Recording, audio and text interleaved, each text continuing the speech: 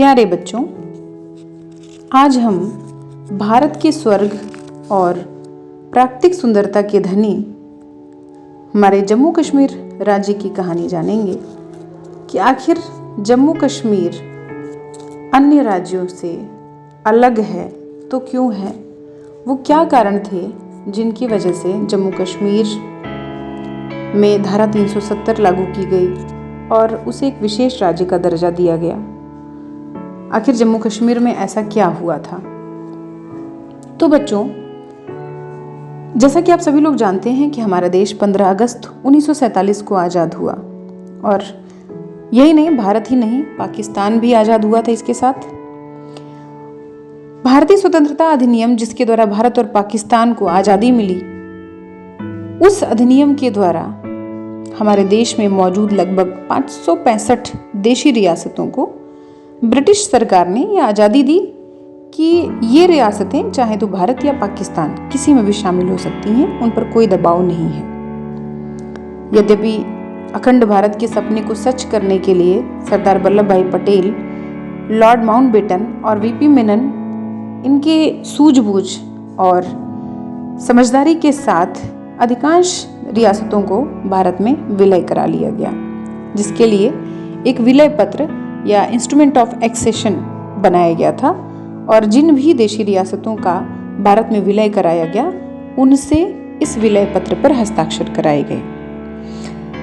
अब रह गई बात जम्मू कश्मीर, जूनागढ़ और हैदराबाद की। ये 3 रियासतें ऐसी थीं जिन्होंने आज़ादी के समय तक भारत या पाकिस्तान किसी में भी शामिल होने का निर्णय नहीं लिया। और इस आज के वीडियो में हम चर्चा करेंगे जम्मू कश्मीर की, कि आखिर जम्मू कश्मीर में क्या हुआ था और उसका कैसे भारत में विलय हुआ। भारत के बिल्कुल उत्तर दिशा में प्राकृतिक सुंदरता का धनी एक रमणीय प्रदेश है, जिसे भारत का स्वर्ग भी कहा जाता है। ऐसा जम्मू कश्मीर एक रियासत के रूप में इसके शासक थे राजा हरि सिंह। और राजा हरि सिंह जो थे, डोगरा वंश के पहले राजा गुलाब सिंह के पोते थे। और वर्तमान समय में यदि आप जानना चाहें उनके वंशजों के, उनकी पीढ़ियों के बारे में, तो कांग्रेस के एक वरिष्ठ नेता करण सिंह हैं, जो राजा हरि सिंह के पुत्र हैं। राजा हरि सिंह ने अजमेर के मायू कॉलेज से शिक्षा प्राप्त की थी और 1925 में उन्होंने जम्मू कश्मीर पर अपनी बागडोर संभाल ली। जम्मू कश्मीर राज्य की बागडोर उन्होंने अपने हाथ में संभाल ली।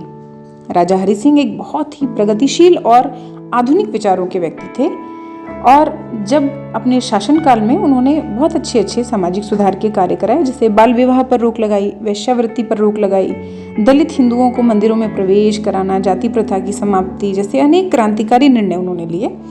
और एक और जो सबसे महत्वपूर्ण निर्णय था, जिसके लिए उन्हें जाना जाता था, वो था सबसे पहले जम्मू कश्मीर में प्राथमिक शिक्षा को अनिवार्य करने का कार्य राजा हरि सिंह के द्वारा किया। संक्षेप में आप उन्हें कह सकते हैं कि वो एक उदारवादी विचारों वाले प्रगतिशील राजा थे। लेकिन मुस्लिम लीग की उन विभाजनकारी नीतियां उन्हें बिल्कुल पसंद नहीं थी। उनकी मानसिकता के वो बहुत विरोधी थे। भारत और पाकिस्तान के विभाजन का जब निर्णय हुआ और देशी रियासतों को ये आज़ादी मिली कि वो भारत या पाकिस्तान किसी में भी शामिल हो जाएं, तो हरि सिंह ने न तो भारत और ना ही पाकिस्तान में मिलने का निर्णय लिया। तो बच्चों, अब बात करते हैं कि पाकिस्तान की। तो पाकिस्तान जो है, जम्मू कश्मीर के बारे में उसका ये विचार था कि कुछ भी हो जाए, किसी भी हाल, किसी भी सूरत में जम्मू कश्मीर पाकिस्तान को ही मिलना चाहिए। उसके पीछे कारण क्या था? क्योंकि जम्मू कश्मीर की जो जनसंख्या है वो मुसलमानों की है, बहुसंख्यक जनसंख्या मुसलमानों की है, और राजा हिंदू, हरि सिंह राजा थे जो कि एक हिंदू राजा थे। तो मुसलमानों की बहुसंख्यक जनसंख्या के आधार पर पाकिस्तान को ये लगता था कि हर हाल में पाकिस्तान में जिन्ना को लगता ही नहीं था, वो ये मान ही चुके थे, वो तय कर चुके थे कि हर हाल में जम्मू कश्मीर तो पाकिस्तान का ही है। लेकिन हरि सिंह किसी भी सूरत में पाकिस्तान से विलय नहीं करना चाहते थे। इवन उन्होंने भारत के साथ भी विलय का कोई निर्णय नहीं किया।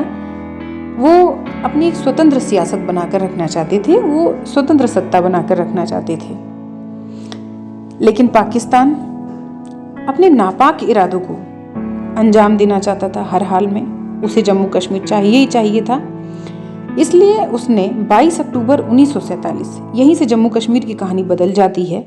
22 अक्टूबर 1947 को अपने हथियारों से लैस कबाइलियों को, कबाइली ऐसे घुसपैठिए थे जो जिनको कहा जाता है पैसा दे के भाड़े के सैनिक, उनको जो है जम्मू कश्मीर में भेज दिया। और जम्मू कश्मीर के पास यद्यपि अपनी खुद की भी सैन्य शक्ति थी जो इन कबाइलियों का जवाब दे सकती थी, लेकिन ठीक उसी समय जम्मू कश्मीर में भी एक त्रासदी हो गई। वहाँ की जो सेना थी, उसके जो मुसलमान सैनिक थे, उन्होंने बगावत कर दी और सेना को छोड़ के कबाइलियों से हाथ मिला लिया उन्होंने। अब कबाइली पाकिस्तान से निकल चुके थे और उरी के पास पहुंच गए, जो कि श्रीनगर से लगभग 85 से 90 किलोमीटर की दूरी पर स्थित है। उरी से थोड़ा और आगे बढ़ते हैं कबाइली और महोरा बिजली घर है, उस पर उन्होंने कब्जा कर लिया और पूरे श्रीनगर की बिजली उन्होंने काट दी। अब परिस्थिति ऐसी हो गई कि ऐसा लग रहा था कि अगले कुछ ही घंटों में श्रीनगर पर कबाइलियों का कब्जा हो जाएगा। श्रीनगर पर कब्जा होने का मतलब यही था कि जम्मू कश्मीर पर कब्जा हो गया। अब हमलावर बारामूला पहुंचे, जो कि लगभग श्रीनगर से 50-55 किलोमीटर की दूरी पर स्थित है। बारामूला से श्रीनगर की दूरी इतनी कम थी कि परिस्थितियां कभी भी पाकिस्तान के पक्ष में जा सकती थी, परंतु यहाँ पर कबाइलियों ने अपनी असलियत दिखाना शुरू कर दिया। उनका असली काम क्या था? वो तो पैसे के लिए काम कर रहे थे, तो उन्होंने पहले वहां पहुंचते ही क्या करना शुरू कर दिया? लूटपाट मचाना शुरू कर दिया। जो भी सामने आता था उसको मार देते थे, उसको लूट लेते थे। महिलाएं हों, चाहे वो हिंदू की हों या मुसलमानों की महिलाएं हों, उनका बर्बर बलात्कार किया और पूरी तरह से लूटपाट मचाना शुरू कर दिया। 2 दिन तक वो बारामूला में ही रहे और 2 दिन तक जो तबाही उन्होंने मचाई बारामूला में कि बारामूला को पूरी तरह से उजाड़ दिया। अब बारामूला में इधर कबाइली उत्पात मचा रहे थे, तो ये 2 दिन राजा हरि सिंह को अपनी अगली कार्रवाई करने के लिए मिल गया। अब राजा हरि सिंह को इतना तो समझ आ ही गया था कि उनके वश की बात नहीं है कि जम्मू कश्मीर को खुद बचा पाए। तब उन्होंने भारत सरकार से सैन्य मदद की गुहार लगाई। भारत सरकार, नेहरू जी, पटेल जी मदद देना बिल्कुल चाहते थे, लेकिन लॉर्ड माउंटबेटन ने कहा कि जम्मू कश्मीर अभी तक भारत का हिस्सा नहीं है, भारत में उसने विलय नहीं किया हुआ है और अभी भी जम्मू कश्मीर एक स्वतंत्र राष्ट्र की हैसियत रखता है। ऐसे में भारत से सेना जम्मू कश्मीर में भेजना उचित नहीं होगा, यानी एक अन्य राष्ट्र के मामले में हस्तक्षेप करना उचित नहीं होगा। यदि जम्मू कश्मीर भारत में विलय कर लेता है तो भारत सरकार उसकी मदद कर सकती है। ये संदेश लेकर वीपी मेनन राजा हरि सिंह के पास पहुंचे और हरि सिंह ने 26 अक्टूबर 1947 को विलय पत्र इंस्ट्रूमेंट ऑफ एक्सेशन पर हस्ताक्षर कर दिया। यानी 26 अक्टूबर 1947 की तिथि वह तिथि है जब जम्मू कश्मीर आधिकारिक रूप से भारत का हिस्सा बन गया। अब जम्मू कश्मीर भारत का हिस्सा तो बन गया, लेकिन उसके हालात इतने खराब थे कि राजा हरि सिंह को विलय के बावजूद ऐसा लग रहा था कि हो सकता है भारत सरकार उनकी मदद ना करे। इसलिए उन्होंने अपनी सेना के अधिकारी थे कैप्टन दीवान सिंह, उनको बुलाया और उनसे कहा कि यदि सुबह तक भारतीय सेना श्रीनगर में मदद के लिए नहीं आती है तो मुझे नींद में ही गोली मार देना, जगाना मत। आप सोचिए कि उस समय राजा हरि सिंह की क्या मानसिक स्थिति थी, कैसे तनाव के माहौल वहाँ बना हुआ था। और इधर भारत सरकार, इसके ऊपर तो पूरे कश्मीर की सुरक्षा की जिम्मेदारी आ पड़ी। यद्यपि अंग्रेज कमांडर कश्मीर में फौज भेजना नहीं चाहते थे, लेकिन प्रधानमंत्री नेहरू और सरदार पटेल के दबाव के चलते माउंटबेटन सेना भेजने के लिए मान गए। लेकिन उन्होंने एक शर्त रखी कि जम्मू कश्मीर में जब शांति स्थापित हो जाएगी तो जनमत संग्रह कराया जाएगा। और जनमत संग्रह की इस बात पर पटेल जी और नेहरू जी कुछ कह नहीं सके। 27 अक्टूबर की सुबह दीवान लेफ्टिनेंट कर्नल दीवान रंजीत राय की अगुवाई में भारतीय सेना कश्मीर के लिए वायुसेना के विमानों से रवाना हो गई। यद्यपि भारतीय सेना के लिए वहां के हालात इतने ज्यादा कठिन थे कि उसको बयां नहीं करना संभव है, परंतु भारतीय सेना ने अपने अदम्य पराक्रम का प्रदर्शन किया और कबायलियों के पैर उखाड़ दिए। भारतीय सेना ने उन्हें पीछे ढकेलना शुरू कर दिया। जैसे ही ये खबर पाकिस्तान में जिन्ना को मिली तो जिन्ना के तो पैरों के तले जमीन ही खिसक गई। अब जिन्ना ने पाकिस्तान में मौजूद जो ब्रिटिश सैन्य कमांडर थे उनसे कहा कि भारतीय सेना को जवाब देने के लिए सैन्य कार्रवाई करिए, आदेश दिया उन्हें। चूंकि अभी भारत और पाकिस्तान दोनों ही देशों के जो सैन्य कमांडर थे वो ब्रिटिश सैन्य अधिकारी ही थे, जो कि लॉर्ड माउंटबेटन के अधीनस्थ हुआ करते थे, यानी लॉर्ड माउंटबेटन के द्वारा आदेशित थे। और उन्होंने मना कर दिया भारत के खिलाफ कार्रवाई करने के लिए, क्योंकि एक तरफ भारत की ओर से सैन्य कार्रवाई हो ही रही थी, तो एक ही देश यानी ब्रिटिश गवर्नमेंट की सेना दोनों देशों की तरफ से लड़ नहीं सकती थी। इसलिए पाकिस्तान में जिन्ना को उन्होंने मना कर दिया। अब जब जिन्ना के आदेश को मानने से सेना ने इनकार कर दिया तो मजबूरी में जिन्ना के पास कोई और विकल्प नहीं रहा, तो उन्होंने लॉर्ड माउंटबेटन और पंडित नेहरू को लाहौर में बातचीत के लिए बुलाया। वहां बातचीत के लिए केवल लॉर्ड माउंटबेटन गए और जिन्ना ने वही अपनी पुरानी कहानी सुनाना शुरू किया और आरोप लगाया कि भारत ने कश्मीर को भारत में मिलाने के लिए हिंसा का सहारा लिया और तुरंत भारत अपनी सेना वहां से हटाए। माउंटबेटन ने भी सख्ती दिखाते हुए जिन्ना से कहा कि आप भारत पर हिंसा और सेना भेजने का आरोप लगा रहे हैं, तो पाकिस्तानी कबायलियों का क्या, वो कहां से आए? अब जिन्ना ने पहली बार इस बात को स्वीकारा कि ठीक है, यदि भारत अपनी सेना को वापस लेता है तो मैं सब कुछ ठीक कर सकता हूं। जम्मू कश्मीर के मुद्दे पर यह आधिकारिक मीटिंग मानी जाती है, आधिकारिक बैठक मानी जाती है। यहाँ पर एक ऐसी घटना घटती है जिसने पूरे जम्मू कश्मीर की कहानी ही पलट कर रख दी।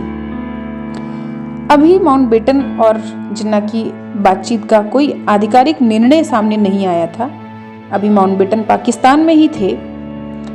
तो इधर पंडित जवाहरलाल नेहरू ने रेडियो पर एक घोषणा कर दी और घोषणा ये थी कि जम्मू कश्मीर में शांति स्थापित होते ही संयुक्त राष्ट्र संघ की देखरेख में जनमत संग्रह कराया जाएगा और जम्मू कश्मीर में पहली बार यूएनओ के दखल की, यूएनओ के अधीन देखरेख में जनमत संग्रह कराने की बात पंडित जवाहरलाल नेहरू ने सार्वजनिक मंच से ऐसी घोषणा कर डाली।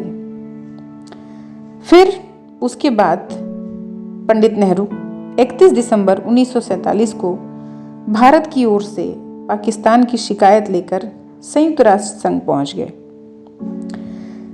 13 अगस्त 1948 को संयुक्त राष्ट्र संघ ने भारत और पाकिस्तान के बीच युद्ध विराम का प्रस्ताव दिया। यद्यपि इस समय तक अभी युद्ध चल ही रहा था और भारतीय सेना ने कारगिल, द्रास और जो बहुत सारे मुख्य इलाकों से कबायलियों को वापस भेज दिया था, खदेड़ दिया था। 1 जनवरी 1949 को दोनों देशों के बीच सीज फायर लागू हो गया, यानी युद्ध जहां चल रहा था वहीं पर रोक दिया गया। और जिस लाइन पर सीज फायर हुआ उस लाइन को आज हम LOC के नाम से जानते हैं। और वो हिस्सा जो अभी तक पाकिस्तान के कब्जे में रह गया था और भारत उस पर कब्जा नहीं कर पाया था, वो हिस्सा पाक अधिकृत कश्मीर या POK, पाक ऑक्युपाइड कश्मीर कहा जाता है, जो कि आज भी पाकिस्तान के ही कब्जे में है। और अब तक न तो भारत और पाकिस्तान आपसी सहमति से और न ही संयुक्त राष्ट्र संघ के हस्तक्षेप से ही इस मुद्दे को सुलझा पाए हैं। और ये कहानी जम्मू कश्मीर की ऐसी कहानी बन गई है जो अभी तक अनसुलझी है। 1947 से लेकर के 2022 इतने साल हो चुके हैं, कश्मीर का मुद्दा जस का तस है, बल्कि और भी ज़्यादा कॉम्प्लिकेटेड होता जा रहा है, सुलझ नहीं पा रहा है। अब कश्मीर में इस तरह की स्थिति बनने के बाद, सीज फायर के बाद, किस तरीके से अब तक कश्मीर में विकास हुआ, चुनाव हुआ, सत्ता परिवर्तन हुआ, सत्ता बनी या मुख्यमंत्रियों का चुनाव हुआ, किस तरीके से हुआ, ये सब हम अगले वीडियो में देखेंगे। फिलहाल के लिए बस इतना ही। थैंक यू बच्चों।